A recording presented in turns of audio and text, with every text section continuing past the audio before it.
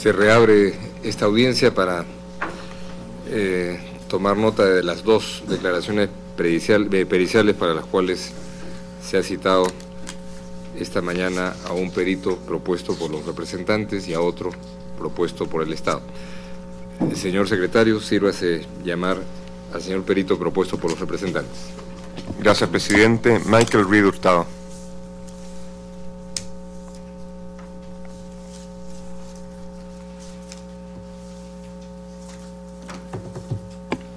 Tome asiento, por favor.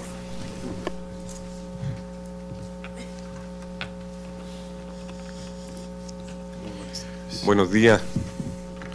Le solicito manifestar ante la Corte su nombre. Mi nombre es Michael Reed Hurtado. Nacionalidad y lugar de residencia. Colombia y Colombia. Gracias. El perito deberá limitarse a contestar clara y precisamente la pregunta que se le formula. Se le informa que fue citado por la Corte para rendir dictamen sobre la falta de líneas de investigación exhaustivas en la investigación interna sobre la muerte de Joe Luis Castillo González, la necesidad de llevar a cabo una investigación amplia que utilice la comunidad de prueba disponible, especialmente cuando los delitos son cometidos en el marco de patrones de violaciones a derechos humanos o en presencia de crimen organizado. Se informa al perito que, de acuerdo con el artículo 53 del reglamento de la Corte, los Estados no podrán enjuiciar a las presuntas víctimas, a los testigos y a los peritos, a sus representantes o asesores legales, ni ejercer represalias contra ellos o sus familiares, a causa de sus declaraciones, dictámenes rendidos o su defensa legal ante la Corte. Solicito al perito que se ponga a pie para que el presidente le tome el juramento de rigor. Señor perito, jura o declara solemnemente que ejercerá sus funciones con todo honor y con toda conciencia. Juro. Puede tomar asiento. Bienvenido, señor perito, a este tribunal. Gracias por comparecer a la citación que se le ha formulado. Como usted sabe, antes de que se produzca el interrogatorio por las partes, puede usted presentar una declaración introductoria, para lo cual es un gusto darle la palabra. Muchas gracias señor presidente, señoras y señores jueces, demás partes, todas las partes en el proceso y la secretaría. Si podemos tener la presentación, muchas gracias. Me voy a dirigir a ustedes de manera muy breve para presentar las grandes líneas relacionadas con la investigación penal en este proceso. Estructuro la presentación y la evaluación y la valoración como perito sobre la base de criterios técnicos que pretenden que la investigación penal de cualquier hecho trascienda la tramitación burocrática de diligencias formales y se convierta en un ejercicio proactivo de averiguación fáctica y esclarecimiento de la verdad procesal con pleno respeto al debido proceso.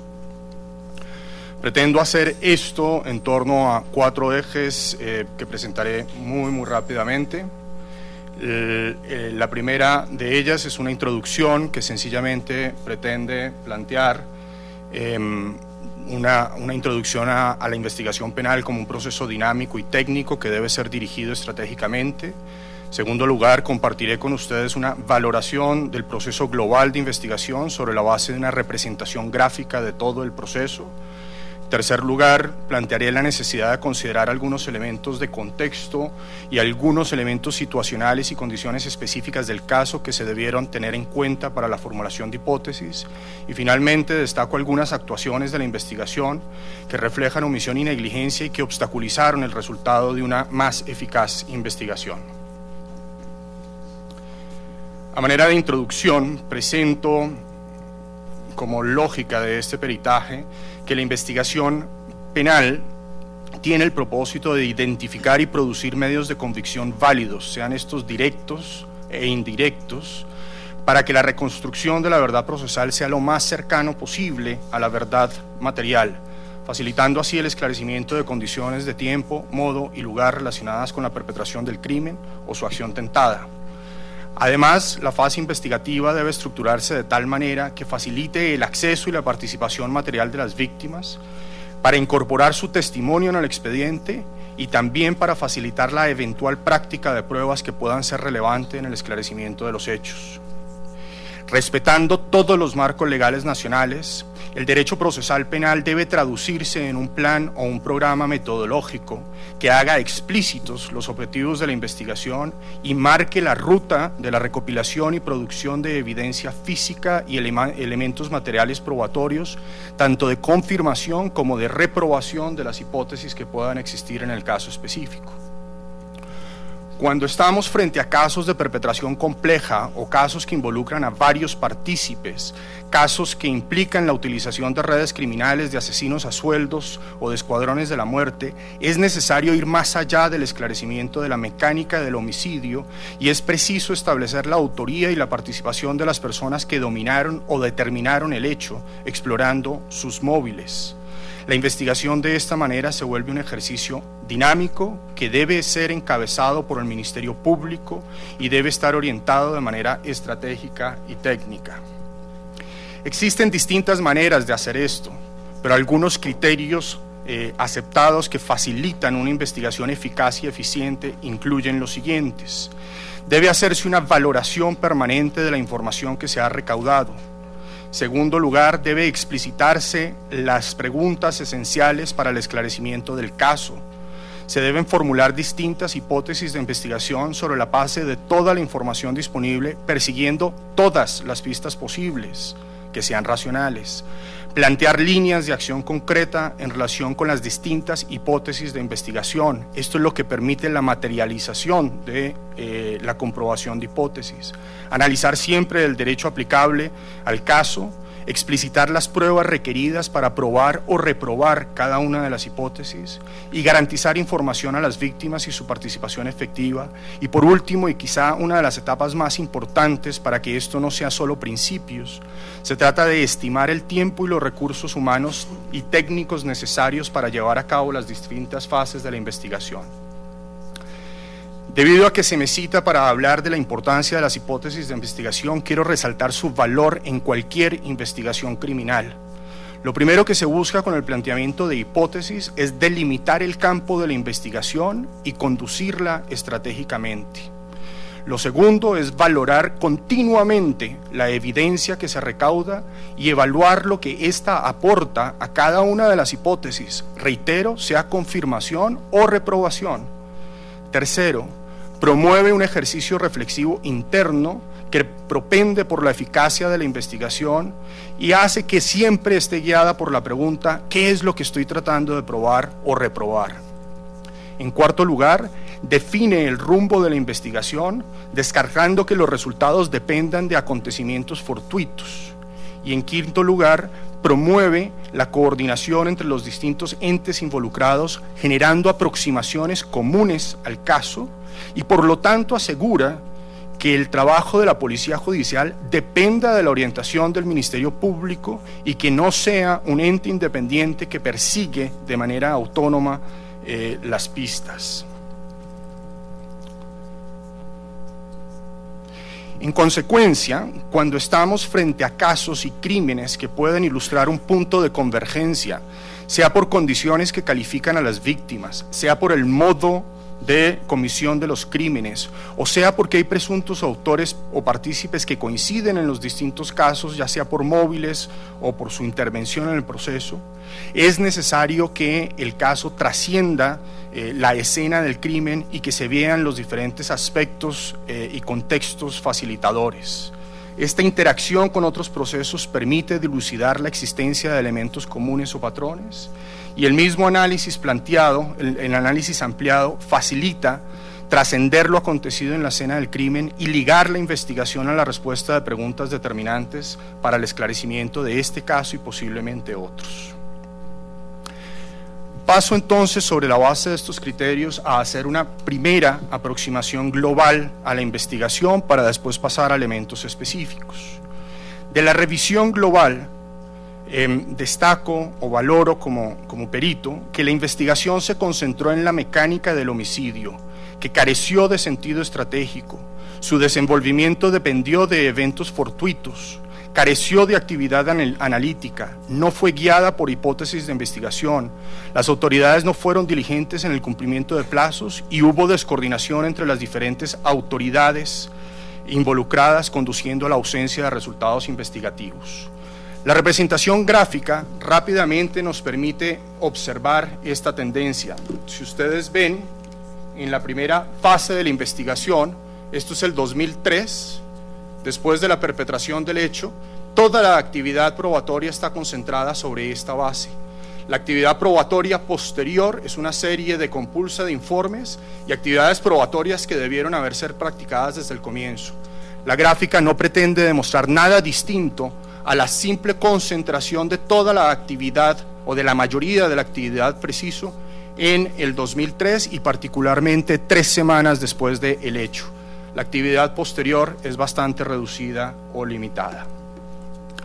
Un segundo elemento que nos permite examinar la dinámica que se dio en el proceso y las dificultades en la investigación del proceso es justamente la ausencia de conducción estratégica de este proceso y la concentración esporádica u ocasional de solicitudes u órdenes emitidas de la Fiscalía, que además no fueron acatadas.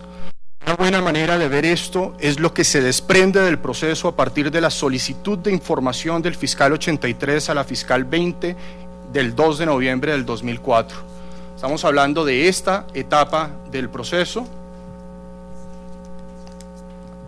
que si ustedes ven acá, básicamente lo que acontece es, el 2 de noviembre el fiscal pide información inmediata y urgente.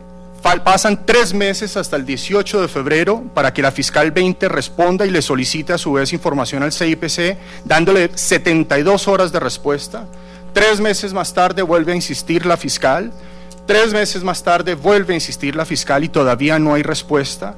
Hasta agosto del 2005 la fiscal reitera de manera vehemente el incumplimiento y resalta que esto implica un obstáculo para la investigación y cito: posteriormente la respuesta solo se da en julio del 2006 con el dictamen pericial de balística y posteriormente en agosto del 2006.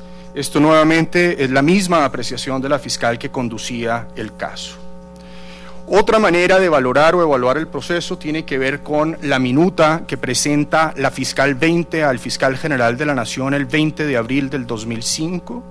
Esta es una minuta que básicamente refleja 21 actuaciones por parte suya, 6 son actuaciones ordinarias de cualquier investigación, 4 son entradas que dan cuenta de informes rendidos al fiscal 83, 3 son entradas reportadas de visita que atiende de externos, 4 son reportes o registros de actuaciones de trámite, 1 es la recepción de una entrevista y las 3 restantes podrían llegar a ser actuaciones que hubieran generado resultados en la investigación, pero no existe seguimiento a la misma.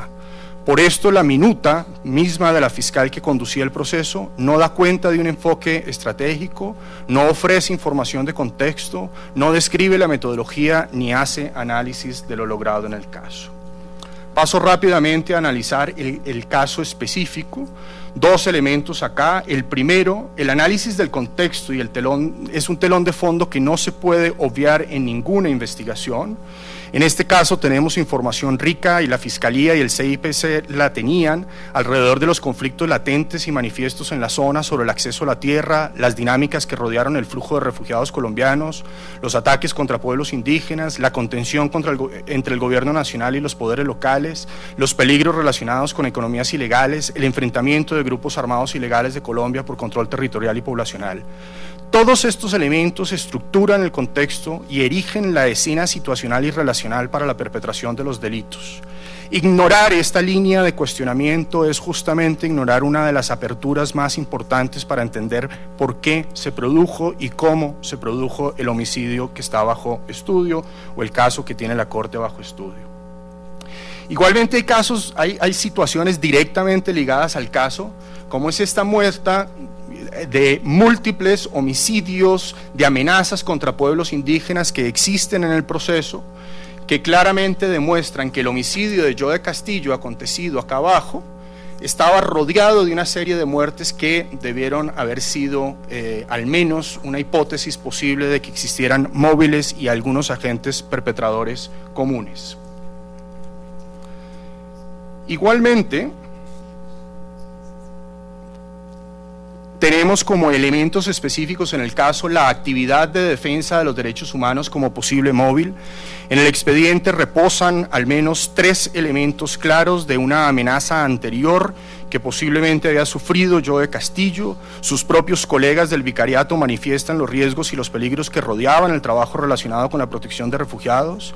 Y también en una amenaza al vicariato se menciona la muerte de Joe Castillo como el posible destino que puedan seguir las personas del vicariato si no dejan de trabajar en lo que trabajan. No perseguir esta línea definitivamente fue un elemento omisivo. Lo segundo tiene que ver con las implicaciones del modo de ejecución del crimen, que fueron totalmente desatendidas, cuando tenemos todos los elementos para indicar que el modus operandi se hizo bajo la lógica de profesionalismo de asesinos y repartición de tareas, cuando en la misma prensa local se destacan declaraciones del jefe comisario del CIPC que en efecto reconoce la existencia de un grupito de sicarios en el respectivo lugar. Investigar solo la marca del homicida es ignorar las personas que estaban detrás de este homicidio. Finalmente, paso a destacar 4 lógicas de actuaciones específicas en el caso que implicaron ya un irrespeto y una omisión o negligencia en la investigación. El primero tiene que ver con la relación que tienen las medidas de protección con la investigación. La protección en cualquier proceso penal busca 2 cosas principales: garantizar la seguridad de las víctimas de crímenes violentos, pero también asegurar su participación en el proceso, sea como víctimas o como testigos. Esto es garantizar prueba. En el caso particular tenemos una ineficiencia y ineficacia total de las medidas de protección. Tenemos justamente aquí el elemento de la medida de protección dictada acá por el tribunal. Tenemos justamente el fiscal 83 manifestando el incumplimiento. Tenemos después el juzgado tercero de manera reiterada y más o menos cada año insistiendo en la necesidad de que se proteja a la señora Moreno. Y aquí la línea roja la marca justamente el archivo fiscal cuando la protección seguía siendo relevante, pero nuevamente durante toda esta etapa no existió protección. Luego tenemos como segundo elemento una pista perdida en el proceso, tiene que ver justamente con los acontecimientos a solo semanas del hecho, en donde tanto por llamadas anónimas como por actuación múltiple del CICPC se logra identificar a uno de los posibles perpetradores del hecho. Tanto el fiscal 20 como la fiscal 83 intentan actuar de manera tardía en su liberación el 19 de septiembre por parte del Tribunal Sexto en Maracaibo. Sin embargo, hay otros elementos que debieron haber sido perseguidos para poder seguirle la pista a este individuo. El señor identificado como Emer Humberto Terán Méndez se desmoviliza con el bloque Catatumbo el 10 de diciembre del 2004. Posteriormente hay registros de su solicitud de libreta militar en Colombia y no hay ninguna actividad por parte de las autoridades que haya activado los mecanismos de cooperación judicial. Reitero estos 2 puntos solo para dejarlos enunciados y agradezco el tiempo que se ha concedido. El primero tiene que ver con la dilación de medios probatorios esenciales que no fueron practicados en el proceso. El primero, que fue manifiesto y que la misma fiscal 20 reclama, el informe de reconocimiento legal y de autopsia de Joe Castillo tarda 20 días desde el homicidio.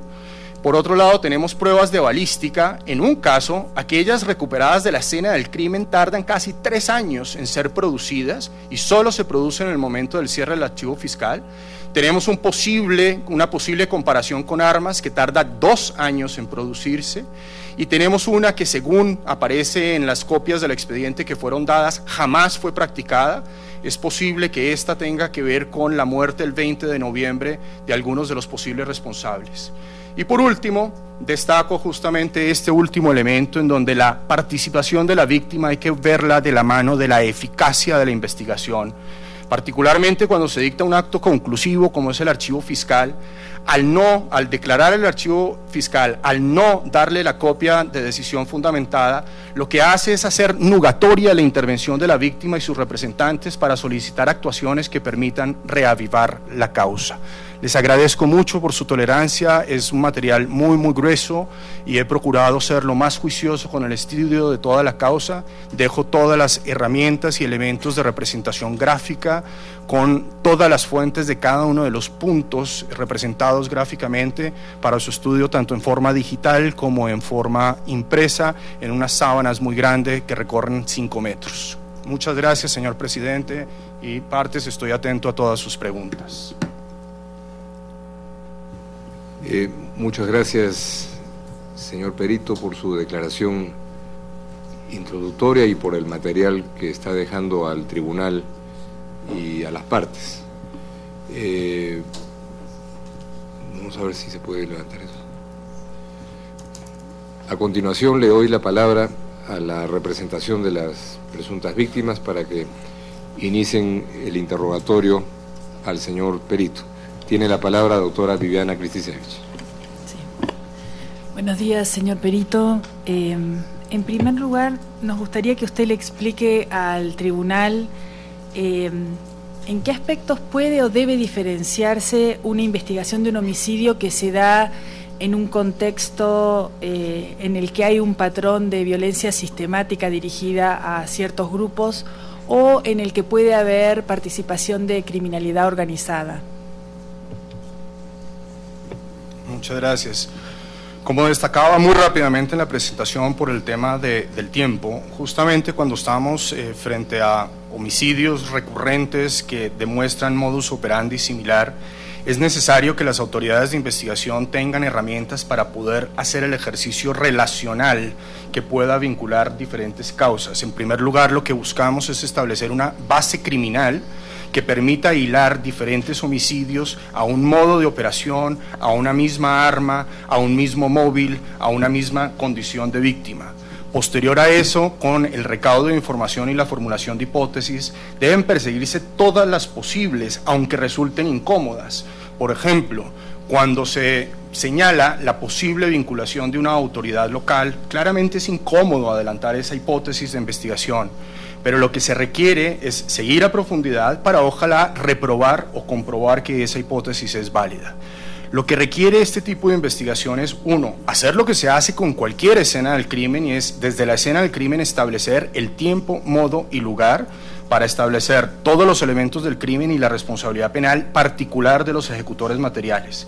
Sin embargo, tratándose de casos que están hilados en donde hay un motor externo a la máquina ejecutora, es necesario que el aparato criminal, que el aparato de justicia criminal se vuelque para tratar de explicar justamente los móviles, todos los determinadores, todos los partícipes y también los coautores o autores mediatos dependiendo del derecho aplicable.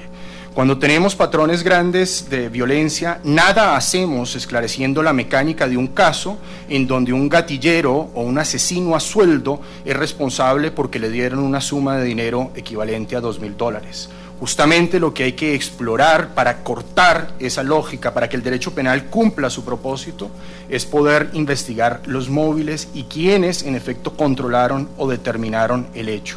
La investigación, por lo tanto, debe requerir análisis multidisciplinario, debe poder consultar una comunidad de prueba más amplia en la medida en que se vuelva pertinente, sea para generar conexidades en diferentes casos o al menos para alimentar la investigación de un caso relativo. Es solo de esta manera que la investigación penal tiene propósito y tiene sentido cuando se trata de casos que entran dentro de un patrón o en donde hay modus operandi similar que sigue afectando a una región o que está afectando a un grupo específico. ¿En qué medida cree usted que eso se realizó o no se realizó en el caso en concreto del señor Joe Castillo y sus familiares que fueron heridos en el atentado? Como mostraba por las gráficas, toda la investigación se concentró alrededor de la mecánica del homicidio, además no dando mayor resultado y siendo muy omisivo con la práctica de prueba básica, como es justamente el reconocimiento balístico de los proyectiles y de las conchas que impactaron a las 3 víctimas. Esto no se hace sino hasta 3 años después de resultado del hecho, por lo tanto ejercicios de comparación dinámicos y rápidos no se lograron hacer. El único momento en donde hay alguna pista que se insinúa en el proceso, en donde hay declaraciones explícitas que hacen alusión a los grupos paramilitares, que hacen alusión a la posible participación de la Guardia Nacional o al menos de uno de sus miembros, a la utilización de inteligencia del lugar, a la utilización de los choferes de la alcaldía. El único momento en donde eso se hace, se pierde en la medida en que el individuo ha sido puesto bajo fianza por una causa distinta, que es de porte ilegal de armas, pero posteriormente no hay ningún documento en el expediente que demuestre que las hipótesis se reformularon o que se recondujo la investigación justamente para probar o reprobar el hecho de que sí fuera cierta la participación de grupos paramilitares colombianos, de terratenientes y ganaderos de la región, del alcalde de la región y demás. Eso ni siquiera está en las pistas, no fue explorado de ninguna manera en el expediente que logramos revisar. ¿En qué medida el modo en el que se dio el asesinato de Joe Castillo permite inferir o no que hay participación de redes criminales o que puede haber algo más allá de un simple homicidio?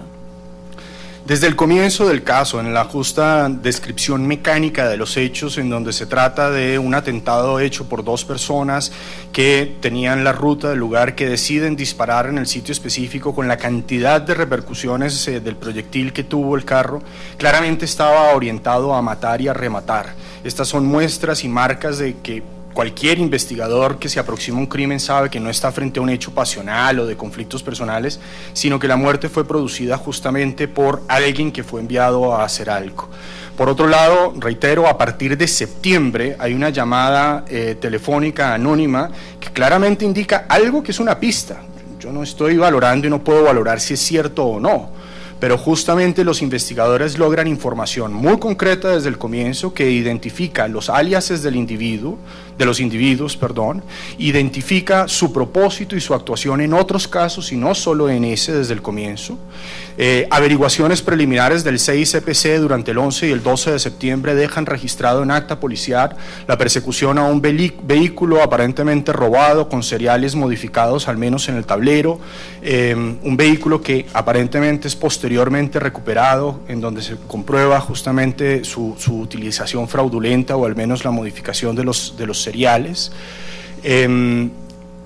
También está la indicación en el proceso de la existencia de vínculos con paramilitares, con ganaderos, con terratenientes, una lista de 20 nombres que sería pasada, una confirmación por quien estaba en descanso médico de la Guardia Nacional que confirma, literalmente dice, estos tipos son paracos y todo el mundo les tiene que temer.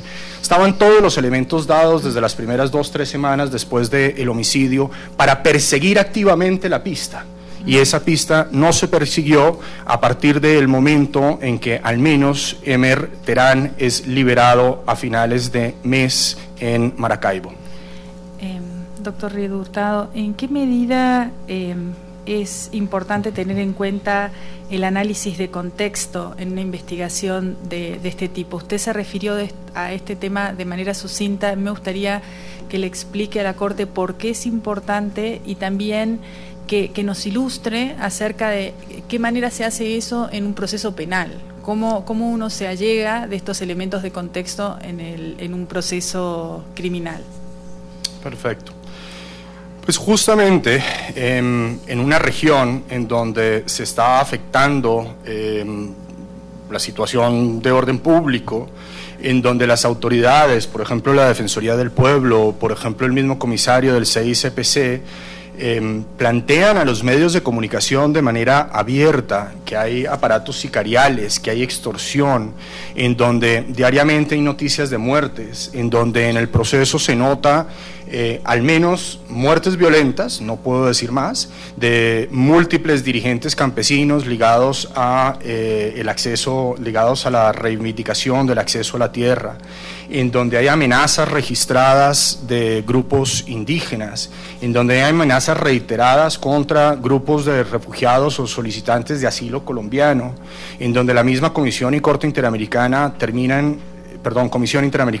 interviniendo para el establecimiento de medidas cautelares, en donde al menos tres, de mi registro, una familia Pinilla y Agustín Rodríguez, terminan muertos dentro de ese marco, y la víctima de este proceso, la víctima, Joe Castillo, trabaja en función de estos conflictos, trabaja en relación con los derechos de los pueblos indígenas, trabaja relacionado con esta dinámica tan compleja de violencia que se apoderó que regía en el estado de Zulia. Lo único que tienen que hacer las autoridades es justamente hacerse preguntas de si este homicidio puede caber al interior de esa situación. Curiosamente, muchas de las pesquisas originales del caso se concentran mucho más en pleitos personales que pudo haber tenido Joe Castillo con un vecino o con un socio de negocios que con lo otro. No estoy diciendo que no sea necesario perseguir esas pistas, porque a veces pueden ser explicativas, pero adicional a perseguir esas pistas en una situación de contexto, es necesario ver todos los conflictos latentes, en la medida en que estos nos van a dar posibles móviles, nos van a plantear la existencia de posibles aparatos organizados de poder o estructuras sicariales que puedan ser utilizadas por cualquiera que tenga el dinero o la motivación para hacerlo. De alguna manera, cuando existe este tipo de circunstancias, también existe mucho riesgo de que las autoridades locales no cuenten con la suficiente independencia y garantías de facto, no de jure, de facto, para poder desarrollar su trabajo sin miedo. Entonces es posible que las mismas muertes, si son reiteradas, además tengan una opacidad y una repercusión, una persecución también de quien tiene el trabajo de esclarecer estos crímenes. Entonces todo el aparato tiene que estructurarse de tal manera para blindarse de estos posibles riesgos que el mismo contexto plantea para la causa. Los conflictos subyacentes en este caso debieron haber informado mínimamente del ejercicio de investigación y mínimamente debieron haber planteado hipótesis relacionadas con 4 puntos. La relación de las violaciones sufridas por Joe Castillo y su familia con el conflicto por el acceso a las tierras y la violencia contra líderes campesinos. La relación del homicidio y la tentativa con la persecución en contra de personas colombianas que buscaron protección internacional. La relación de la muerte de Joe Castillo con la defensa de los intereses y la relación de los intereses y derechos de los pueblos indígenas, y la relación de la muerte de Joe Castillo con la operación de grupos armados ilegales en territorio venezolano. Doctor Hurtado, mire, nos quedan 4 minutos de interrogatorio. Yo quisiera hacerle algunas preguntas que le voy a pedir que responda de manera más sucinta, porque estamos limitados por los tiempos que exige el proceso internacional. No por el señor presidente, que es mucho menos tirano que el tiempo. Con el respecto de la calidad de defensor de derechos humanos de Joe Castillo, usted afirmó que esta calidad de defensor de derechos humanos debía tener implicancias para la investigación del caso específico de Joe Castillo, pero nosotros quisiéramos que, en ánimo de ilustrar a la Corte acerca de lo que pueden ser en general las investigaciones de casos de asesinatos de defensores de derechos humanos, que usted nos diga si esta afirmación es válida también para cualquier defensor de derechos humanos en cualquier tipo de contexto. Claro que sí. Lo primero que demanda es que justamente su trabajo de defensor de derechos humanos sea tenido como un posible móvil y por lo tanto entre dentro de las hipótesis de investigación. Puede ser que después no se compruebe, pero es importante que se haga. Y en segundo lugar, más allá de las obligaciones internacionales de protección especial que tienen los defensores de derechos humanos, cuando hay un homicidio de esta naturaleza, su propósito no es solo final de exterminio, sino además instrumental, en donde tiene un propósito coercitivo y comunicativo. Por lo tanto, el aparato investigativo tiene que ponerse en marcha para tratar de anular ese efecto silenciador, esa afectación del derecho a la libertad de pensamiento y expresión que el delito particular tiene que tener. Por eso es que es tan importante perseguir como mínimo, como una hipótesis plausible, que el homicidio se perpetró en contra de un defensor de derechos humanos. Y es igualmente necesario esclarecer cuáles fueron los tiempos, las condiciones de tiempo, modo y lugar en el propósito, y si hubo determinadores o autores inmediatos que intervinieron, definitivamente ir más allá de los ejecutores materiales del delito. Es crucial, es parte de poder garantizar la defensa de los derechos humanos en una región específica. Doctor Rida Hurtado, ¿cuál es el papel que tienen las medidas de protección en el desarrollo de una investigación criminal? Como decía de manera explícita, creo que son dos. Por un lado es sencillamente ofrecer protección. Esta es una que a veces a las fiscalías o a los ministerios públicos no les gusta mucho, porque ellos van mucho más por la segunda. La protección en la investigación penal tiene el propósito de asegurar la prueba. Tiene el propósito de si hay un testigo atemorizado, un testigo atacado, un testigo amenazado, un testigo que ha sido víctima de un atentado muy, muy serio, tenga la certeza de que va a poder colaborar y contribuir al aparato de la justicia. Ese es el singular propósito de las medidas de protección. Y como última pregunta, dadas las limitaciones del tiempo, quisiera pedirle que le explique a la Honorable Corte si en su evaluación la investigación criminal que se realizó en el caso de Joe Castillo estuvo destinada a esclarecer lo que en la jurisprudencia de la Corte se llaman los autores materiales e intelectuales del crimen, y cuáles fueron las oportunidades perdidas de la investigación. En el proceso, desafortunadamente, se detecta esa concentración alrededor del calor del momento cuando se produce la muerte, y todas las acciones tienen que ver con actuaciones típicas que se dan para la reconstrucción material de una escena del crimen. Se trata de una investigación ordinaria y simple alrededor de cualquier homicidio, es necesario en cualquier caso.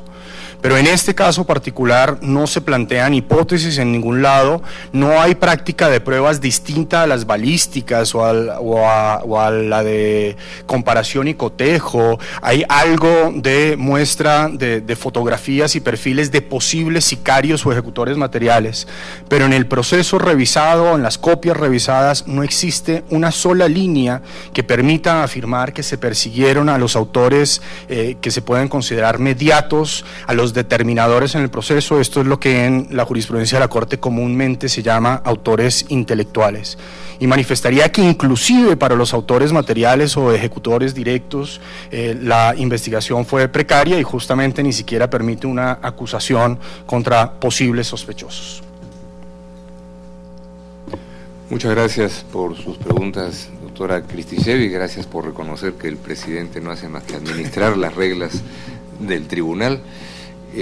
Gracias, señor perito, y le doy la palabra al señor agente del Estado. Tiene la palabra, doctor Germán Saltón. Gracias, presidente.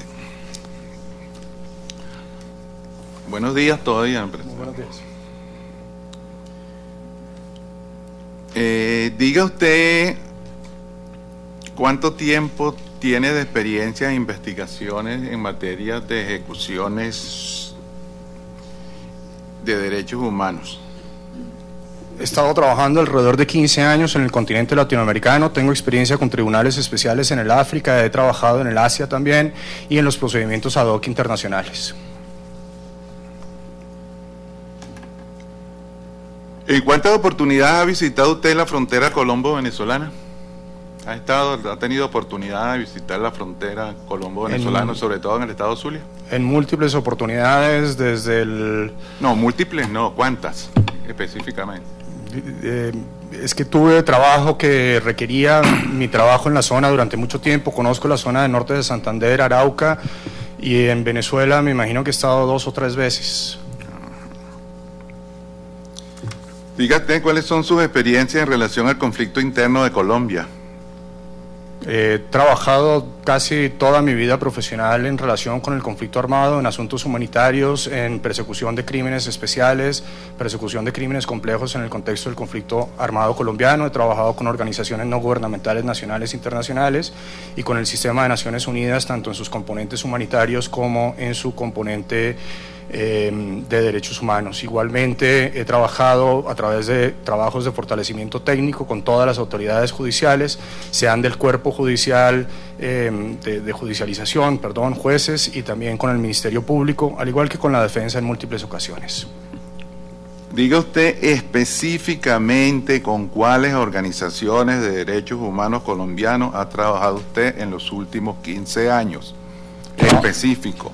Trabajé con la Comisión Colombiana de Juristas, Durante un periodo largo fui investigador de derechos económicos, sociales y culturales. Igualmente me concentré en temas de desaparición forzada y justicia penal militar en ese caso. Posteriormente hice una investigación de campo después de la desmovilización paramilitar en un contrato y en un trabajo específico para la Comisión Colombiana de Juristas después de la desmovilización paramilitar, esto es después del 2003, creo que fue por el 2006 si no recuerdo mal. Adicional a eso he trabajado con ACNUR, el Alto Comisionado de Naciones Unidas para Refugiados, siempre en territorio colombiano, y adicional a eso he trabajado con el Alto Comisionado de Derechos Humanos como organismos intergubernamentales. Diga usted si en ese mismo trabajo lo ha realizado en Venezuela. No, era oficial de terreno nacional de protección en Colombia. Trabajaba solo en desplazamiento interno de personas. El tema de protección internacional nunca fue objeto de atención mío. Diga usted si ha realizado estudios de derecho. He realizado múltiples estudios de derecho, soy abogado de la Universidad de Minnesota en Estados Unidos. Posteriormente hice estudios de derecho en la Universidad de la República en Montevideo, Uruguay. Soy profesor, he sido profesor de derecho durante varios años, tanto en derecho público, fundamentación filosófica del derecho, trabajo en criminología y enseño criminología también. Diga usted si tiene alguna especialización o conoce el derecho penal venezolano. Conozco el derecho penal comparado latinoamericano, no es mi campo, he estudiado sus leyes orgánicas como tal, no soy experto en derecho penal venezolano.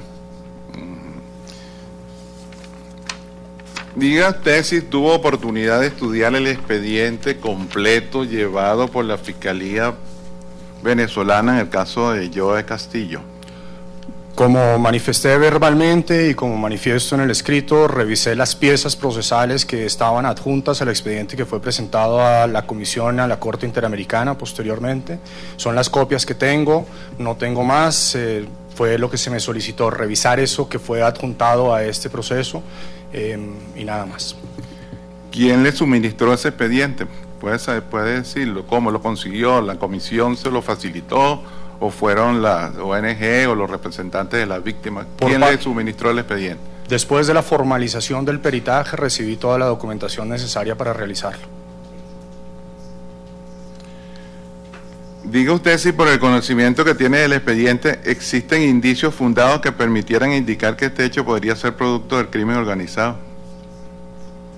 Es difícil manifestar indicios fundados porque la actividad probatoria fue tan deficiente que ni siquiera plantearlo. Existen definitivamente pruebas a partir de septiembre producidas por el CICPC que claramente manifiestan la intervención de autores y determinadores distintos a los ejecutores materiales en el proceso, y esta es una línea de investigación que debió haberse producida.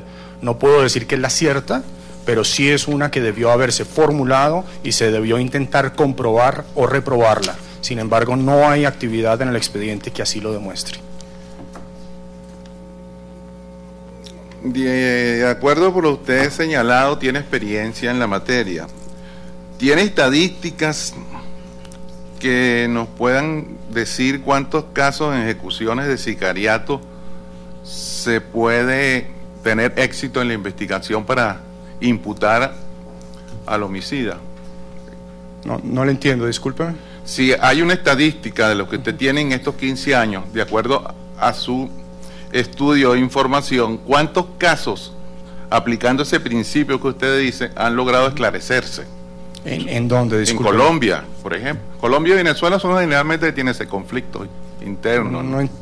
Mire, frente a la perpetración de cualquier homicidio, es obligación bajo el principio de legalidad de cualquier autoridad investigativa establecer los elementos de tiempo, modo y lugar. Yo lo que le reitero es que creo que el aparato investigativo se tiene que estructurar de tal manera para justamente a través de un plan metodológico de investigación poder controlar la gestión que se hace en el respectivo caso. Uno no puede garantizar que una investigación siempre es exitosa, pero lo que sí debe hacer es utilizar todos los medios a disposición y planificar de manera correcta para tener metas específicas, tanto estratégicas como operativas, para poder tener éxito en la investigación. No es el objeto de mi peritaje hacer una evaluación de los sistemas judiciales. Está bien. Yo lo que quiero es que usted, como tiene 15 años de experiencia trabajando con ONG colombiana, me diga cuáles casos específicos y cuántos casos se logra determinar el autor material en caso de sicariato. Colombia, por ejemplo, tiene 52.000 desaparecidos. ¿Es fácil establecer esos hechos? Es la pregunta. No estoy preparado para rendir una valoración de lo que es el sistema judicial colombiano. Lo que sí le puedo decir es que en la mayoría de los casos sí se logra establecer la autoría o la ejecución directa de los delitos, y justamente una de las deficiencias del sistema colombiano, como la deficiencia del sistema peruano o el guatemalteco, es que no se va en la investigación a establecer quiénes fueron los agentes que determinaron el delito y quiénes controlaron o dominaron el hecho. Justamente el reto para los aparatos investigativos es hacer eso. Ok, diga usted ante los magistrados si es fácil establecer esos hechos y determinar quién es responsable en situaciones de conflictos internos. ¿Es fácil lograr identificar a los autores en el caso de sicariato? Hacer justicia y realizar investigaciones penales en contextos de violencia es una de las cosas más difíciles que existe, pero justamente esas obligaciones llevan a la necesidad de estructurar aparatos investigativos que puedan hacerlo. Cuando aparatos investigativos se ven golpeados por el clima de violencia, lo que han hecho muchos aparatos judiciales es trasladar la competencia por fuera del lugar. En este caso se intentó, por ejemplo, entiendo, con la delegación que se le hace al fiscal 83 de acompañar la causa. Sin embargo, la causa continuó en cabeza del fiscal 20. Está bien, aclarado. Yo quiero que usted me diga específicamente un caso que usted ha ayudado a establecer en caso de sicariato con alguna ONG. Usted asesora ONG. ¿Hay un caso específico donde ha intervenido el sicariato que se haya logrado determinar al autor material del hecho? He intervenido en varios procesos como amicus, he intervenido en varios procesos también como asesor. Hay algunos que están en bajo reserva y por lo tanto no puedo hablar. Le puedo decir que, por ejemplo, el proceso que lideró la Corte Suprema colombiana alrededor de algunos autores determinadores o autores mediatos de crímenes perpetrados por los paramilitares fueron procesos en los cuales se acompañó técnicamente y en efecto se ha establecido la responsabilidad. Pero uno específico, en efecto se ha establecido la responsabilidad de gobernadores, alcaldes, concejales y también de un senador de la República alrededor de la masacre de Macayepos. ¿Cuál senador? Alrededor de la masacre. Uno específico, que yo estoy preguntando un caso. Señor agente, tiene usted derecho a tener esa curiosidad, pero el perito ha sido convocado para asuntos muy específicos que tienen que ver con la falta de líneas de investigación en el caso de Joe Luis Castillo González y la necesidad de llevar a cabo una investigación amplia que utilice la comunidad de prueba disponible. Es admisible que a nivel ilustrativo se hayan hecho preguntas sobre las actividades profesionales del perito en otras circunstancias, pero le agradecería al señor agente que nos aboquemos al caso que hoy nos reúne. Sí, el caso es muy complejo y por eso es que no acepto que vengan con teorías, simples teorías, y no se diga en práctica cuáles son los éxitos de esa teoría que él presenta aquí. De todas formas, yo le voy a dar la palabra al doctor Alejandro Méndez Mijares para que le haga algunas preguntas. Gracias, doctor Saldón. Tiene la palabra, doctor Méndez Mijares. Gracias, presidente. Buenos días. Muy buenos días. Dentro de su exposición, indicó que una de las causas de retraso considerable fue que el protocolo de autopsia duró específicamente 20 días para llegar al Ministerio Público. ¿Tengo razón? Correcto. ¿Usted tenía conocimiento cuando revisó las actas que el fiscal del Ministerio Público estuvo presente en el momento en que se realizó el protocolo de autopsia y presenció bajo supervisión del médico forense practicante el acto de ciencia que genera ese informe? El informe es justamente el medio de convicción que se requiere para el proceso y es el mismo que reclamó en 2 ocasiones el fiscal del caso. Es lo único que remarqué, nunca estoy negando lo otro, no lo sé. ¿Para usted sería más importante recibir un informe que presenciar la autopsia? El informe es crucial, efectivamente. Yo como abogado, si no sé lo que está pasando en una autopsia, no sirvo para nada, sencillamente veo el proceso. Por eso es que los informes que rinden estas organizaciones como la que ustedes tienen en la medicatura forense son tan importantes. ¿Usted cree que es más importante leer el informe que preguntarle al médico forense en el acto la realización de la autopsia? No sé, lo único que remarco en mis comentarios es que la fiscal del caso solicita el 11 de septiembre el caso con carácter urgente porque lo necesita para la prueba y que este solo llega 20 días más tarde, no más. Este solo llega 20 días. ¿No aprecia las actuaciones de campo del Ministerio Público? No lo sé, no lo puedo hacer. A mí se me solicitó sobre la base de la información disponible hacerlo y le reitero, aquí es la misma fiscal quien declara con carácter urgente y demanda el informe que llega 20 días más tarde. Nos indica en su informe que hubo retraso en la toma de declaraciones para la víctima. ¿Estoy en lo correcto? Nunca hablé de eso. O de que no hubo, vamos a decirlo así, algún acercamiento a tomarles declaración a la víctima. No, sencillamente resalté que en cualquier metodología de investigación frente a este tipo de delito, el Ministerio Público se tiene que estructurar para trabajar muy cercano a la víctima y proporcionar información.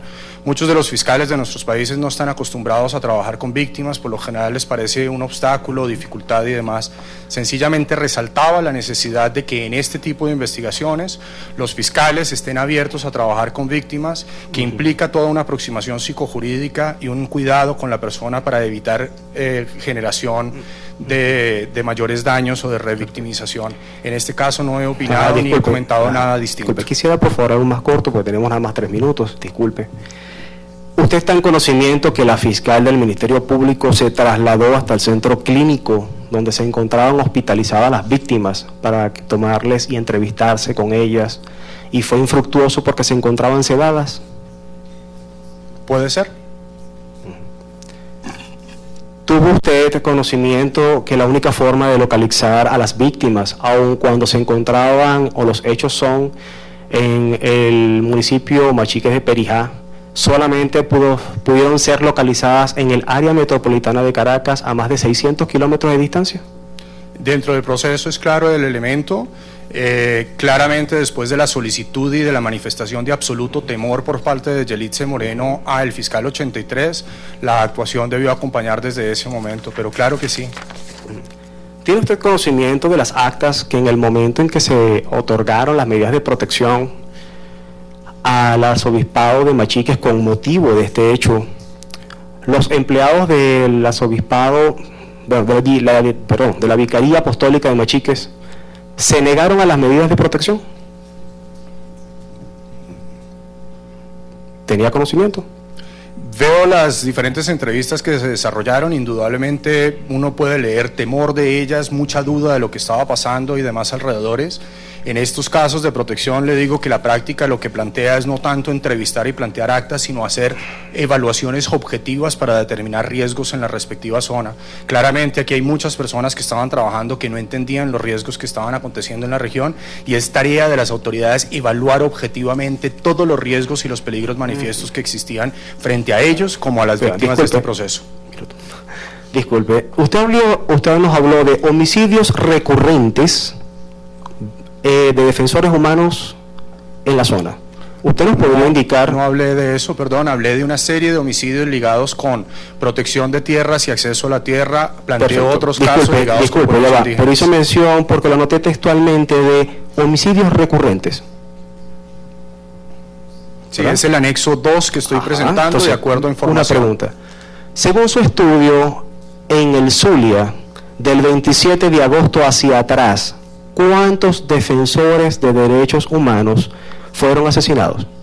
Está en los documentos de caso, no es mi tarea opinar sobre la situación fáctica del Zulia, cogí los elementos que están... Entonces, disculpe, pero una pregunta. Si no es su elemento, ¿cómo indica que la línea era homicidios recurrentes? Porque le planteo en el anexo 2 homicidios específicos que están ligados y adicional a eso se pueden tomar las cifras que son registradas por ACNUR, por Provea, por el escrito de los peticionarios y por el escrito de la comisión. Yo no estoy diciendo que esos casos hayan acontecido, lo único que he dicho es que tiene que darle alguna credibilidad para la formulación de hipótesis, que el homicidio no fue aislado, sino que hizo parte de todos estos otros homicidios. Pero no maneja números dentro de Venezuela. Son decenas y son cienes según los reportados por Provea. ¿Pero mantiene números en Venezuela? ¿Los tiene? No tengo el escrito en este momento, pero le reitero, no es mi peritaje, es justamente el de las partes. Gracias. Doctor Méndez Mijares, el tiempo ha concluido. Muchas gracias a la representación del Estado. Muchas gracias, señor perito, por las respuestas a tan variadas preguntas.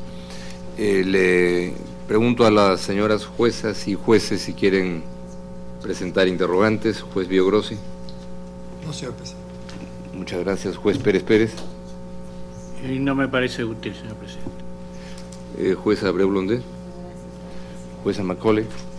¿Una pregunta? Adelante. English. Yes. Of course, you were in Minnesota. I just have one question I want to clarify in my mind. I believe you were saying, this is what I want to know if I'm correct in understanding this, that the motive for a crime has to be investigated in order for the investigation to reach a successful conclusion. So you have to look at the motive, you have to investigate it in order to successfully solve the crime. Is that what you were saying? I wasn't quite sure. If I may turn to English for the specific question, what I was saying is that the motive must inform the theory of the particular case, and thus it is the building block for investigators that are presenting lines of investigation or hypotheses.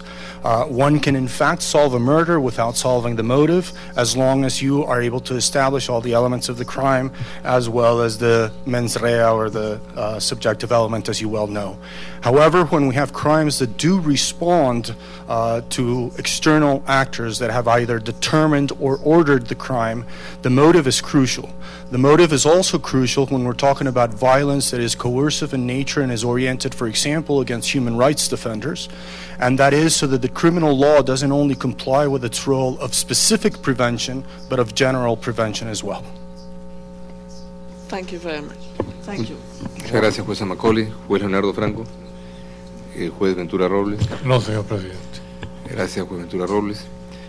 No hay más preguntas por el tribunal, señor perito. Le agradecemos muchísimo por su presencia, su dictamen y la documentación que le va a dejar al tribunal y a las partes.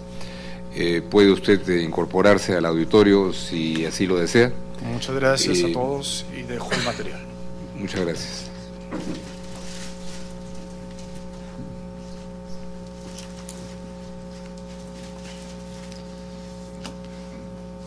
Y le solicito al señor secretario que se sirva llamar al perito propuesto por el Estado. Gracias, presidente. Antonio Uribarri.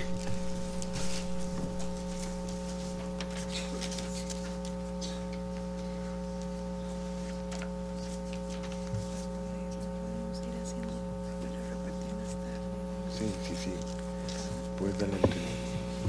Puede tomar asiento, por favor.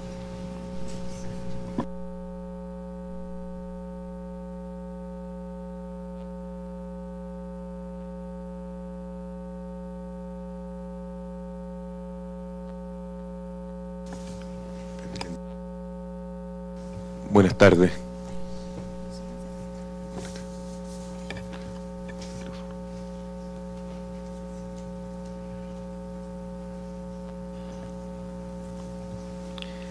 Le solicito al declarante manifestar ante la Corte su nombre. Antonio José Urribarri Fonseca. Nacionalidad y lugar de residencia. Venezolano, vivo en Venezuela. Muchas gracias. Se le informa que fue citado por la Corte para rendir su dictamen sobre el contexto de violencia producto del desplazamiento hacia Venezuela de movimientos insurreccionales. Se informa al perito que, de acuerdo con el artículo 53 del reglamento de la Corte, los estados no podrán enjuiciar a las presuntas víctimas, a los testigos y a los peritos, a sus representantes o asesores legales, ni ejercer represalias contra ellos o sus familiares, a causa de sus declaraciones, dictámenes rendidos o su defensa legal ante la Corte. Solicito al perito que se ponga a pie para que el presidente le tome el juramento a rigor. Señor perito, ¿jura o declara solemnemente que ejercerá sus funciones con todo honor y con toda conciencia? Lo juro. Puede tomar asiento. Bienvenido, doctor Urribarri, a esta audiencia. Muchas gracias. Gracias por comparecer a la citación que le hizo el tribunal.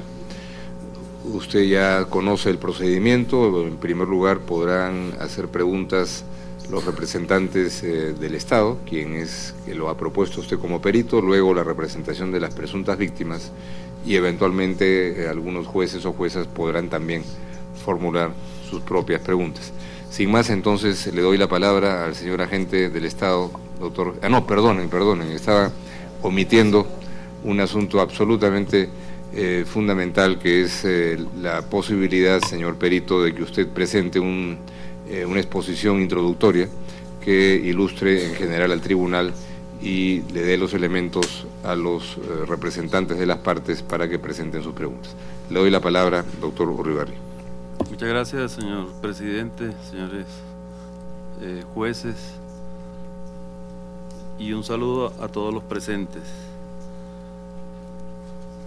De inmediato paso a dar lectura a mi exposición con la venia del señor presidente. Actuando en mi condición de perito propuesto por el Estado venezolano para referirme al, abro comillas, contexto de violencia producto del desplazamiento hacia Venezuela de movimientos insurreccionales, cierro comillas, paso a exponer lo siguiente. Desde los 19 años de edad he estado trabajando en la materia de los derechos humanos. Comencé con un trabajo eclesiástico de atención penitenciaria entre los años 1976 a 1980, mientras cursaba estudios de teología. Desde 1980 a 1983 ejercí una pastoral de derechos humanos en diferentes iglesias protestantes del país y fuera del país. Entre 1984 a 1987 pertenecí al Comité Latino de Defensa de los Derechos Humanos de los Latinos en Chicago, Illinois, mientras cursaba estudios de maestría en esa ciudad.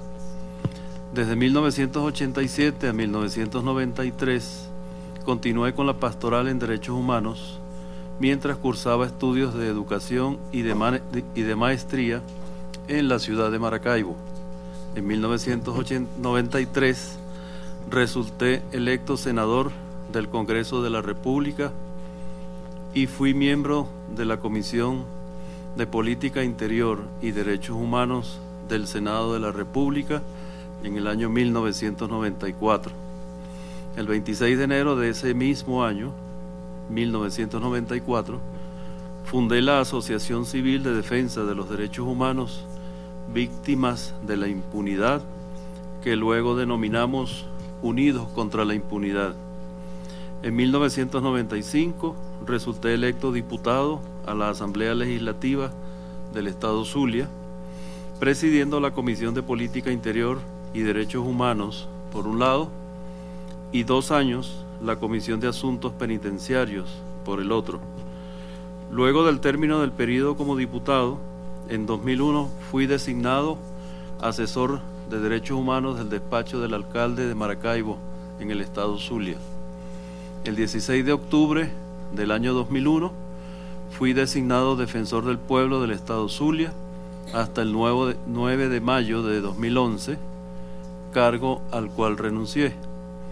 Ese mismo mes y año constituí la Fundación de Derechos Humanos llamada Fundación Tus Derechos hasta el día de hoy, marzo de 2012. Durante todo este tiempo he estudiado la problemática de la situación de violencia en mi país, ocasionada por la incursión en territorio venezolano de los grupos irregulares colombianos, que tiene un factor difícil de controlar por la existencia de 2.219 kilómetros de línea fronteriza entre Venezuela y Colombia. Como es conocido por todos, la situación de violencia en Colombia data de más de 60 años, producto del surgimiento de la guerrilla por razones políticas y sociales en nuestro hermano país. A consecuencia de las actuaciones de la guerrilla, los productores agropecuarios colombianos fomentaron cuerpos armados para defenderse de la subversión y así surgen las Autodefensas Unidas de Colombia para combatir a la guerrilla y defender a los propietarios y productores agropecuarios colombianos. Este conflicto ha traído como consecuencia el desplazamiento de ciudadanos colombianos hacia Venezuela y la presencia de grupos irregulares en el país, por lo cual Venezuela ha sido y es víctima de lo que ocurre en Colombia, al igual que el resto de los países que comparten la frontera con nuestro hermano país. Dos elementos destacan en la década de los 90 en el caso venezolano. Uno, el informe del relator de la Organización de las Naciones Unidas de fecha 13 de diciembre de 1996, y dos, un hecho ocurrido en la población de Cararabo del estado Apure, en Venezuela, el 26 de febrero de 1995. Sobre el primero, el informe del relator de la ONU, se verificó una incursión del Ejército de Liberación Nacional en la subregión en la subregión Perijá, que posteriormente produjo la tortura por parte del ejército venezolano contra indígenas barí. El segundo elemento refiere al ataque a un puesto fronterizo de la Fuerza Armada Nacional Venezolana por parte del Ejército de Liberación Nacional y la posterior tortura que sufrieron campesinos de la zona por parte del ejército venezolano. Pero la situación de mayor gravedad es la actuación de los grupos paramilitares en la zona. El paramilitarismo y la guerrilla colombiana han pugnado por tener el control de la frontera y, en el caso venezolano, afecta a 4 estados de la República: Zulia, Apure, Táchira y Amazonas. Esto ha traído como consecuencia secuestros, sicariatos, extorsión, que allá se denominan vacunas, robo y hurto de vehículos, contrabando de extracción de alimentos y de gasolina hacia Colombia. A este factor se le añade la presencia del narcotráfico proveniente del hermano país de Colombia, que ha tomado como puente a Venezuela.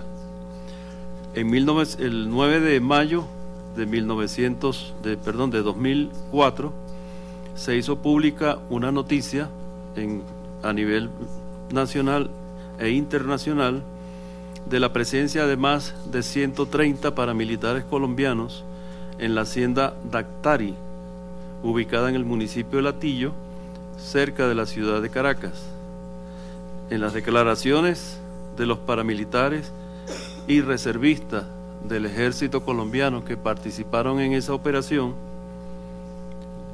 manifestaron que el propósito era atacar el Palacio de Miraflores y asesinar al presidente de la República, Hugo Rafael Chávez Frías. En mi desempeño como defensor del pueblo del estado Zulia, conocí de la situación de violencia en nuestro estado como consecuencia de la incursión de grupos de irregulares en nuestro territorio por 2 vías. Primero, informaciones de los cuerpos de seguridad, y segundo, investigaciones producto de la actuación defensorial. En el año 2003, en el marco de estas actividades y producto de las informaciones obtenidas, me enteré del desplazamiento de ciudadanos colombianos a nuestro territorio en la subregión Perijá, así como en la subregión del sur del lago de Maracaibo. Comencé una investigación para verificar la veracidad de dicha información y para conocer si las autoridades venezolanas tenían capacidad de dar ayuda humanitaria a los desplazados, que se estimaban para esa época eran unos 1000 ciudadanos colombianos. En efecto, tanto los poderes municipales, estatales y nacionales les brindaron atención médica, alimenticia, transporte y alojamiento a estos ciudadanos que se encontraban en condición de desplazados como resultado del conflicto interno colombiano y que llegaron a nuestro país buscando protección y refugio. Como parte de la investigación, me trasladé a Machiques de Perijá y a la zona sur del lago de Maracaibo, ya que nos indicaron que no solo en el municipio Machiques, sino en algunos municipios del sur del lago, se encontraba un número importante de desplazados, lo cual confirmamos. Entre otras diligencias, designé una comisión defensorial y dirigí comunicaciones a la Gobernación del Estado Zulia y a los diferentes alcaldes de la zona afectada, a fin de obtener información sobre la capacidad para enfrentar esa situación. Con la precitada comisión, me trasladé al Teatro de Operaciones de la Fuerza Armada en el sector y sostuvimos una reunión con su comandante, el cual nos informó de las actividades de la Fuerza Armada para el resguardo de nuestra frontera. Solicité el apoyo para trasladarnos a algunos sectores donde el conflicto fronterizo era más intenso y de inmediato se nos prestó dicho apoyo y protección. Por otro lado, inspeccioné la base militar venezolana de Socuabó, ubicada en el municipio Jesús María Semprún, y constatamos el trabajo de la Fuerza Armada en resguardo de nuestra frontera. Cabe destacar aquí que la Fuerza Armada venezolana, a través de sus 4 componentes, Ejército, Armada, Aviación y Guardia Nacional, ha implementado varios planes de seguridad para el resguardo de la frontera colombo-venezolana, entre los cuales destacan la Operación Sierra, la Operación Centinela, la Operación Boquete, el Plan Divise y el Plan Escudo, las cuales han sido coordinadas por el Comando Estratégico Operacional. Adicionalmente, los cuerpos de inteligencia continúan su trabajo en la zona fronteriza. En mi condición de defensor del pueblo del Zulia, conocí el caso de Joe Castillo, gracias a la información publicada en un diario de la localidad en agosto del 2003 y, en consecuencia, instruí a una defensora a los fines de que se iniciara una investigación, la cual se realizó desde el mismo momento de enterarnos de este lamentable hecho hasta el 2010. Cabe destacar que el comportamiento del Estado venezolano en los casos de desplazamientos de ciudadanos colombianos a territorio venezolano ha sido el de respeto a sus derechos y el de otorgarles refugio en los casos que así lo ameriten, incluso creando un marco jurídico de protección para estos casos especiales que son trabajados conjuntamente con la ACNUR. Tengamos en cuenta que se estima que más de 4 millones de ciudadanos de origen colombiano conviven con nosotros.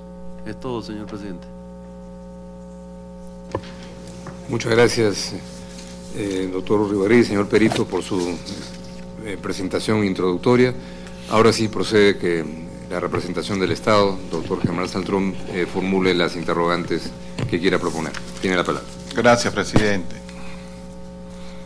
Buenos días, doctor Urribarri. Buen día.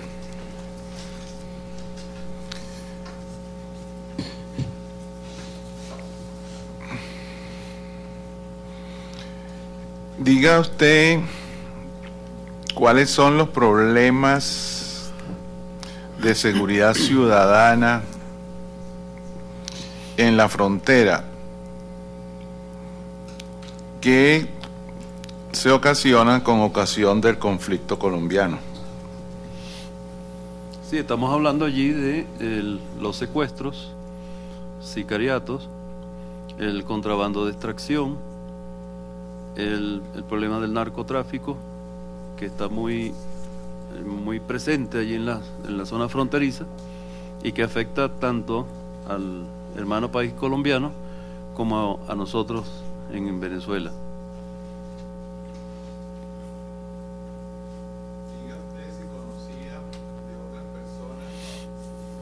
El micrófono.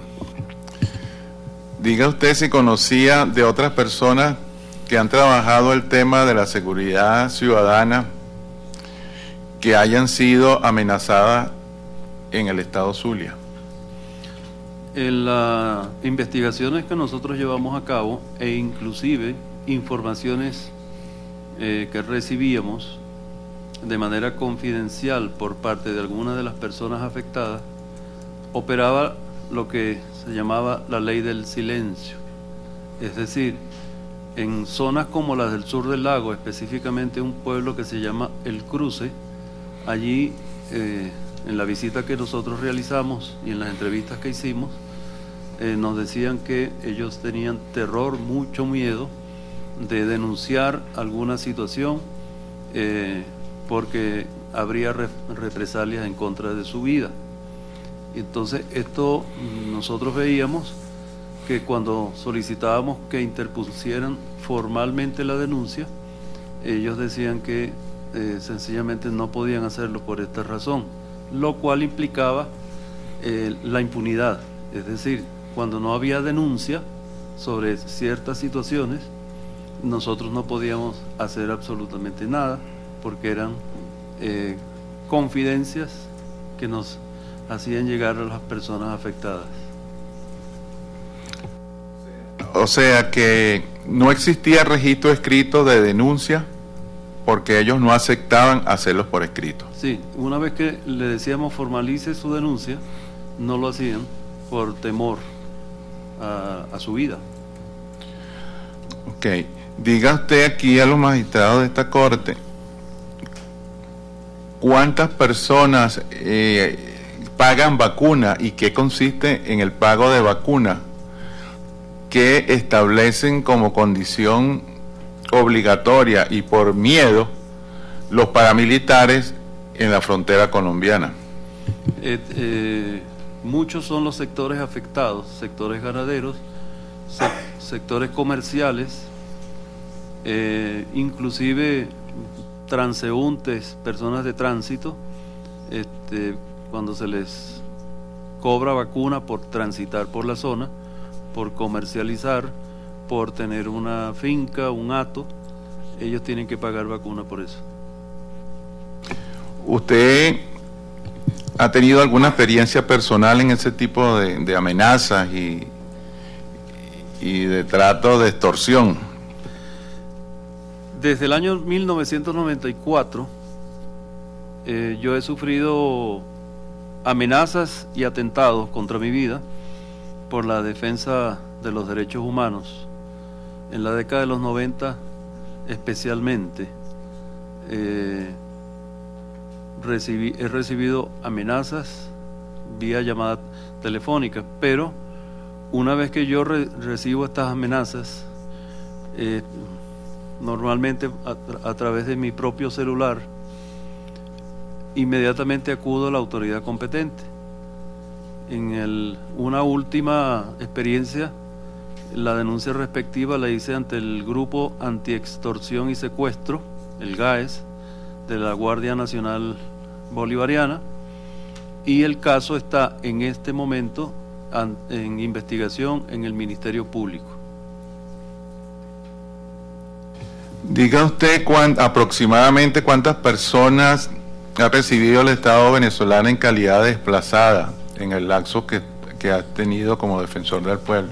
En aquella época se estimaban unos 1000 ciudadanos colombianos, porque debemos entender algo en este caso, que es una especie de oleadas que van de Colombia a Venezuela, y una vez que se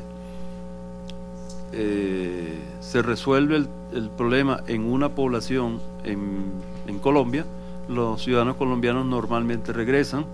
Algunos solicitan el estatus del refugio, porque aquí debemos hacer la diferencia entre lo que es un desplazado y un refugiado. La ley de refugiados de la República Bolivariana de Venezuela contempla que para pasar al estatus de desplazado a refugiado se necesitan una serie de requisitos, y actualmente hay una Comisión Nacional para los Refugiados que junto con ACNUR nosotros hemos llevado adelante el tratamiento de los casos que nos llegan. Cuando digo nos llegan, estoy hablando como defensor en ese tiempo, ¿no? ¿Puede usted relatarle a los magistrados aproximadamente cuántos son los recursos invertidos por el Estado venezolano para prestarle atención a esos ciudadanos desplazados? Nosotros tuvimos la experiencia y todavía existe, especialmente en los municipios fronterizos y muy particularmente en el caso de la subregión Guajira, en el hospital de Paraguaypoa, que está en el municipio Páez, y el hospital de Sinamaica, que se encuentra en el mismo municipio. Allí llegan normalmente ciudadanos colombianos y el gobierno venezolano le presta el servicio de la salud, la alimentación, inclusive en algunos casos alojamiento. Esto implica, por otro lado, la inversión de ingentes recursos en esta materia para atender estas situaciones fronterizas, porque nosotros, como Estado venezolano, consideramos, como dice el ordenamiento jurídico internacional e interno, en el título 3 de la Constitución de la República Bolivariana de Venezuela, que los derechos humanos son para los seres humanos y no para una nacionalidad en particular. Por eso la atención a ellos. ¿Cuál es su experiencia como defensor del pueblo en el Zulia sobre la situación de conflicto para poder garantizarle la seguridad tanto a los ciudadanos colombianos como venezolanos? Y cuál es su experiencia sobre el éxito o no de las políticas del Estado, de las políticas emprendidas por el Estado venezolano? Sí, como dije, nosotros tenemos un marco jurídico muy importante desarrollado en los últimos 10, 11 años, donde por un lado el estatus de refugiado y lo que implica ser refugiado en cuanto a la protección de los derechos de quien solicita ese estatus, y por el otro lado, si alguno de ellos, como fue el caso, denuncia alguna situación de amenaza a su vida o a sus familiares, él tiene todo el derecho a solicitar las medidas de protección y el Estado le ha concedido las medidas de protección cuando ellos lo solicitan. De acuerdo con su experiencia como defensor del pueblo, ¿cuántas personas, sobre todo líderes campesinos de la región del Zulia, han sido asesinados por sicarios que se supone que vienen del hermano país colombiano? Cuando hablamos de este tipo de cifras se presenta una confusión, porque algunos casos no es precisamente el sicariato, sino alguna situación de un problema personal entre un campesino y otro, pero sí se ha dado el caso de asesinatos de campesinos, y especialmente por el problema de las tierras, que producto de nuestra nueva ley agraria en Venezuela, ha habido conflictos entre el sector ganadero y el sector campesino allá en el país. Específicamente en el Zulia, cuando desempeñó como defensor del Zulia, ¿no conociste de algunos casos? Sí, bueno, el caso de el señor Doria, padre, y el señor Doria, hijo, que fueron asesinados producto de esta situación de las tierras, como productores.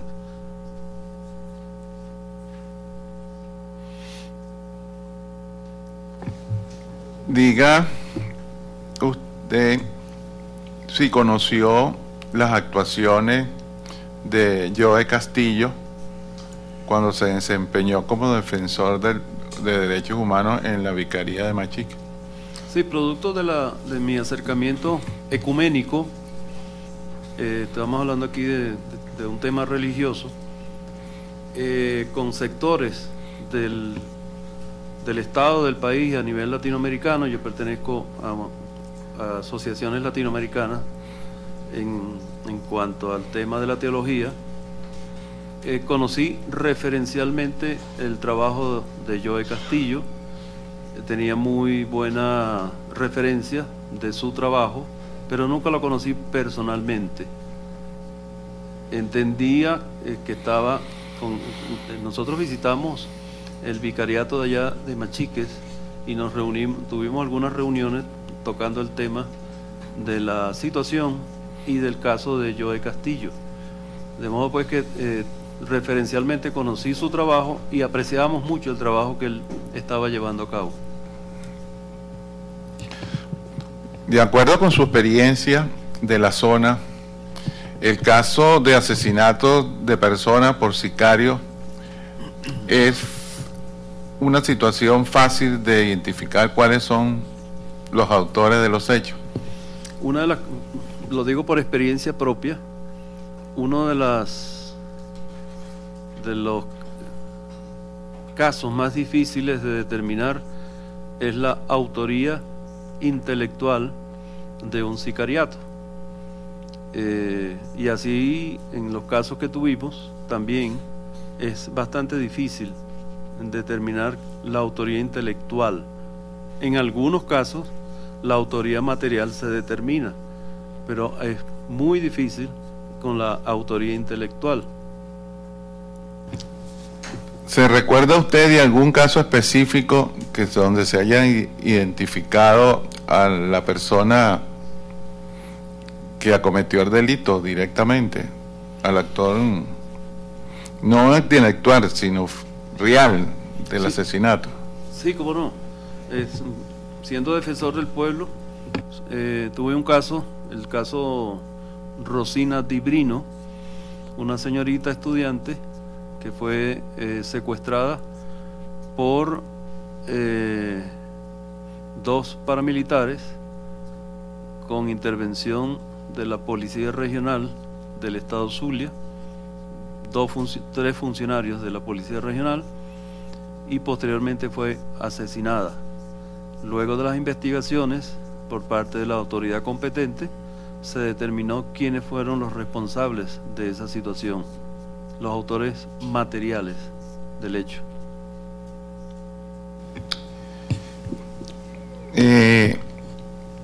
¿Qué actuaciones tuvo la Defensoría del Pueblo cuando conoció la muerte de Joe Castillo? Sí, como le dije, nosotros, en mi condición de defensor del pueblo en el estado Zulia, una vez que conocí del caso, ordené la respectiva apertura del expediente a una defensora que en este momento ya no es funcionaria, sino que está en otra institución del Estado, y ellos se trasladaron, como era la competencia, o es la competencia de la Defensoría, al Ministerio Público para hacerle seguimiento a las investigaciones que el Ministerio Público estaba llevando a cabo en este caso. Era permanente el traslado porque, les ubico, de Maracaibo al municipio Machiques hay aproximadamente 2 horas de viaje por tierra, de manera que ellos se trasladaban desde Maracaibo hasta el municipio Machiques, y el defensor nacional del pueblo en ese tiempo, el doctor Germán Mundaraín, fue el que solicitó la designación de un fiscal especial para la investigación del caso de Joe Castillo. ¿Qué tiempo de Machique está la frontera colombiana? En kilómetros y en tiempo yendo en vehículo. A ver, el asunto aquí es que Machiques es un pueblo ubicado casi en la falda de la sierra de Perijá. En la sierra de Perijá, hacia adentro, es donde está la frontera con Colombia. Algunos estiman 1 hora, 1 hora y media, 2 horas, dependiendo pues del medio de transporte. Es muy complicado, es muy difícil la zona para accesar a ella, ¿no? Ok, muchas gracias, doctor Uribarri. Muchas gracias, señor agente del Estado, doctor Germán Saltrón. corresponde ahora a los representantes de las presuntas víctimas formular sus interrogantes. Entiendo que lo hará el doctor Alfredo Vázquez. Tiene la palabra, doctor Vázquez. Muchas gracias, señor presidente, y muy buenas tardes, señor Uribarri. Buenas tardes. Señor Uribarri, durante su desempeño como defensor de derechos humanos primero y después en su faceta de defensor delegado del pueblo en el estado Zulia, ¿tuvo usted conocimiento o le llegaron informaciones que apuntaran a que los grupos de las Autodefensas Unidas de Colombia o grupos similares mantuvieran relaciones de complicidad con autoridades de seguridad de algún nivel del poder público en el estado Zulia? Nunca. Esa es una de las líneas de investigación que siempre he mantenido durante este relato de la vida en la defensa de los derechos humanos, ¿no? Es buscar determinar si hay alguna complicidad de algún funcionario o agente de algún cuerpo de seguridad del Estado. Cuando lo determinábamos, inmediatamente activábamos los mecanismos para que se determinara la responsabilidad y fueran castigados, como el caso antes mencionado. Yeah. Señor Uribarri, usted ante la Comisión de Política Interior, Justicia, Derechos Humanos y Garantías Constitucionales del Parlamento venezolano, la Asamblea Nacional, llegó a denunciar la presunta vinculación con elementos policiales del estado Zulia de bandas asociados al paramilitarismo colombiano. En esa comisión solamente teníamos algunos casos de violación de derechos humanos, por ejemplo el derecho a la vida por parte de algún agente del Estado. Recuerdo ahorita en este momento casos de violaciones a personas del sexo femenino, pero no casos de ese tipo, ¿no?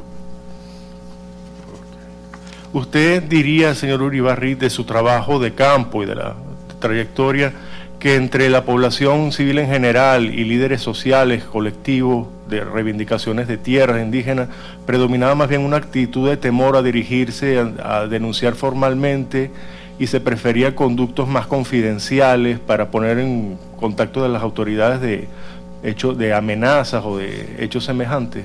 Habían las dos cosas, por lo menos en la experiencia, en los casos que yo recibí, porque había personas, dirigentes campesinos, que, bueno, no le temían, o si le tenían temor, pues eran personas que se arriesgaban a hacer las denuncias formales, pero en otros casos no ocurría lo mismo. Señor Uribarri, ¿usted tuvo conocimiento de homicidios de líderes agrarios concretos, como por ejemplo el asesinato de Licinio Lago, quien era miembro del movimiento Quinta República y dirigente de Campesino del Caño Caimán, municipio Colón, de Luis Mora Durán, dirigente campesino y miembro del partido Patria para Todos, y a uno que ya usted mencionó, Pedro José Doria Castillo, conocido de estos casos puntuales de homicidios de personas que reivindicaban la tenencia de la tierra en el estado Zulia? Siempre en las investigaciones documentales veíamos las informaciones de los medios de comunicación sobre el tema, y una vez que nosotros veíamos que la autoridad competente estaba actuando, manteníamos pues latente las informaciones, esperando el resultado de las investigaciones, ¿no? Correcto. Señor Uribarri, de su monitoreo y de metodología que seguían para el trabajo en la Defensoría, ¿tuvo conocimiento si estos homicidios de líderes campesinos que mencioné anteriormente, en esos casos fue individualizado, imputado o sometido a proceso penal los presuntos responsables? Hasta el día de hoy entiendo que en algunos casos, no en todos ha ocurrido, producto, entiendo, de lo complicado, otra vez, de la determinación de las responsabilidades por la situación de que les mencioné anteriormente. Okay. Señor Uribarri, citando un informe oficial de la Defensoría del Pueblo, el informe defensorial Violencia en el Campo, que se publicó en el año 2006, se estableció que aporta datos sobre que los conflictos por la distribución de la tierra, 54 campesinos habían sido asesinados, 21 lesionados y 41 habrían recibido amenazas. Usted, pasados ya 6 años de la publicación de ese informe defensorial y de la maduración que ha llevado del trabajo, ¿considera que esas cifras se ajustan fundamentalmente a la situación que imperaba en estos años en el campo venezolano y en la zona del estado Zulia? Hasta el día cuando yo salí, el 9 de mayo de 2011, el año pasado, se mantenía internamente en la Defensoría del Pueblo una investigación llevada a cabo junto con el Ministerio Público sobre ese tema. De manera pues que una de las metodologías que se estaba utilizando era precisamente determinar con la mayor precisión posible todos los elementos de los casos que usted está mencionando. Sí.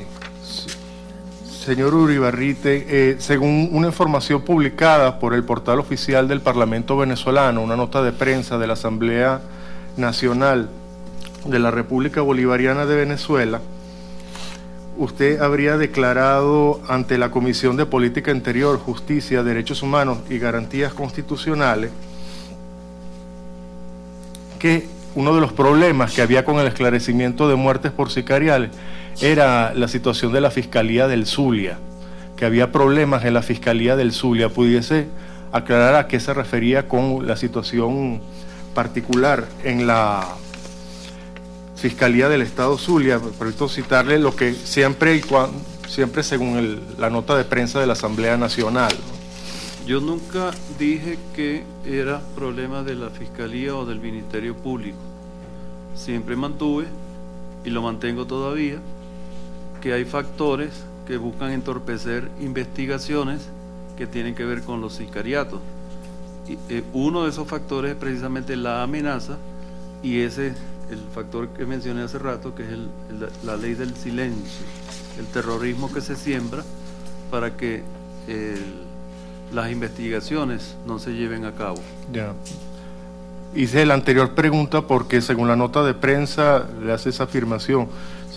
Creo que hay un problema grave con la Fiscalía en el Zulia, no solo por este caso, sino también por otros más, pero si usted desmiente que haya dado esa información, bueno. No, ¿me permite? Sí, cómo no. Siempre uno tiene que revisar la fuente, quién lo dijo, quién lo escribió, porque la experiencia mía ha sido que en repetidas oportunidades yo tenía que aclarar porque me colocaban en mi boca términos que yo nunca había dicho, o como decimos los exégetas y hermeneutas, sacaban un texto fuera de contexto para hacer un pretexto.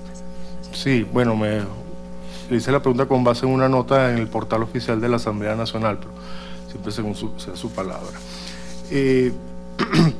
A raíz de las amenazas de muerte recibidas por usted, y tengo entendido que también por su grupo familiar, para que dejara de actuar en el campo de los derechos humanos y específicamente que no siguiese dirigiendo investigaciones o diligencias relacionadas con muertes por sicarios y delincuencia organizada, ¿podría describir al corte cómo fue, si usted recibió algún mecanismo de protección personal y cómo fue la implementación de las medidas? Sí, inmediatamente, como lo relaté anteriormente, inmediatamente cuando recibía ese tipo de amenazas, acudía a la autoridad competente y de inmediato se activaban los mecanismos de protección, bien sea por custodia policial y aún por custodia militar, a mí y a mi familia, una vez que yo lo solicitaba. ¿Considera usted que este es un procedimiento estándar de los cuerpos de seguridad del Estado venezolano o fue implementado ad hoc según se presentó la situación? No, en la experiencia de los casos que yo manejé, era normal que si una persona solicitaba una medida de protección, se le concedía. Independientemente de que el solicitante de la medida fuese funcionario público o activista social o líder comunitario. O no activista social o no activista comunitario, simplemente una persona que se sintió amenazada, denunció y se le otorgó la medida. De su conocimiento de los planes implementados en la zona del estado Zulia, por la que era antes Fuerzas Armadas Nacionales, actual Fuerza Armada Nacional Bolivariana, ¿podría describir si tenían un perfil dirigido a la seguridad y defensa y asuntos como la erradicación de cultivos exclusivamente o la protección territorial, o si tenían un componente específico de protección a personas en situación de riesgo.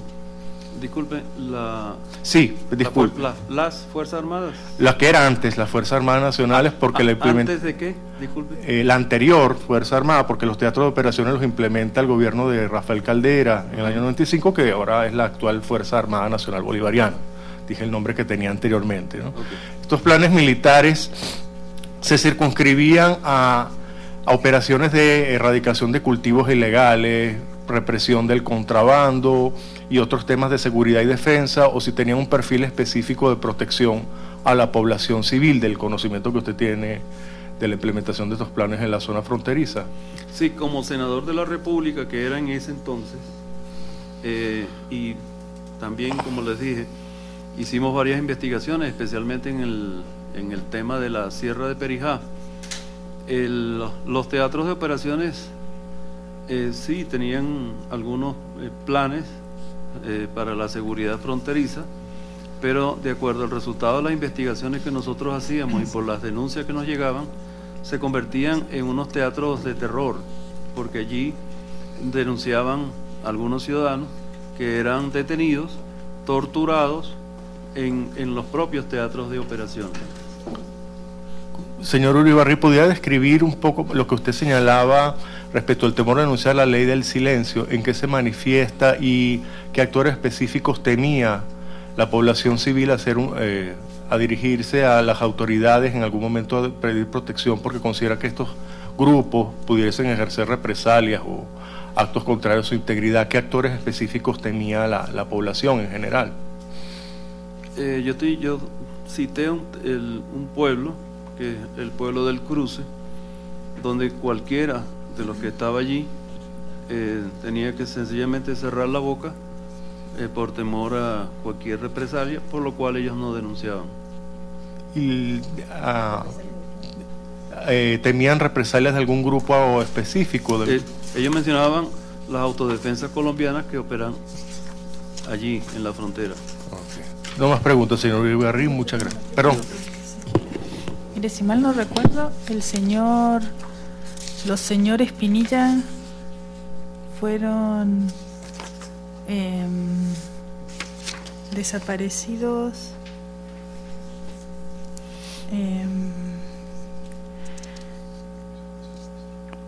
Sí, fueron secuestrados cuando entraban a tribunales militares. ¿Pero? Dice, los señores Pinilla habrían sido secuestrados cuando entraban en tribunales militares. ¿Usted conoce la serie de asesinatos que se dieron de solicitantes de refugio que incluyen al señor Agustín Rodríguez, a los señores Pinilla, que eran solicitantes de refugio que estaban bajo la protección de medidas cautelares de la Comisión Interamericana, y el caso también del señor Luis Ernesto Castro? Nunca nos llegó esos casos a la Defensoría del Pueblo. ¿No? No. Por lo menos al Zulia no. Está bien. ¿Y conoce más específicamente la profesión que tenían los señores Doria? ¿Cuál era su profesión? ¿Cuál es la profesión? Pedro Doria y su padre. Su padre era médico. Su padre era médico. Está bien. O sea que los asesinatos a personas que reivindicaban tierras no estaban ligados solamente a campesinos, sino a otras personas que también eran líderes sociales, ¿cierto? Sí, claro, y que luchaban por las tierras, sencillamente, ¿no? Claro. Muchísimas gracias. Muchas gracias al doctor Alfredo Vázquez y a la doctora Viviana Cristichev y a la representación de las presuntas víctimas por las preguntas. Gracias, señor perito, por las respuestas. Les pregunto a los señores jueces si quieren presentar alguna interrogante. Juez Biogrossi. No, señor presidente. Muchas gracias. Juez Pérez Pérez. Jueza Abreu Blondet. Jueza Macaulay. El juez Leonardo Franco. Juez Ventura Robles. No, gracias, señor presidente. El tribunal no tiene más preguntas que formularle, doctor Uribarri. Nuevamente le agradecemos mucho por su concurrencia a la convocatoria del tribunal y por las respuestas que ha brindado a las preguntas que se le han formulado. Gracias a ustedes, señor presidente, por el tiempo. Muchas gracias a usted. No le voy a pedir que se incorpore al auditorio porque la audiencia se va a suspender ahora para que la reanudemos a las 3 de la tarde para escuchar los alegatos orales y las observaciones finales orales por la Comisión Interamericana. Se suspende la sesión.